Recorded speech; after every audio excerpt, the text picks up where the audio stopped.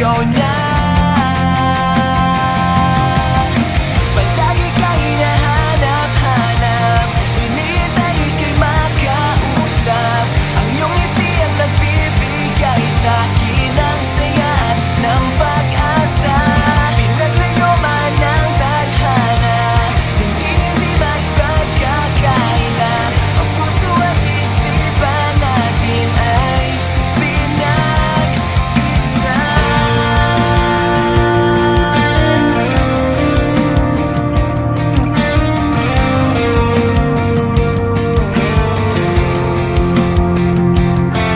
Malalim ang naramdaman sa tinig mong kay lapit.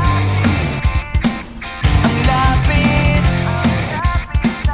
basahin ang damdamin.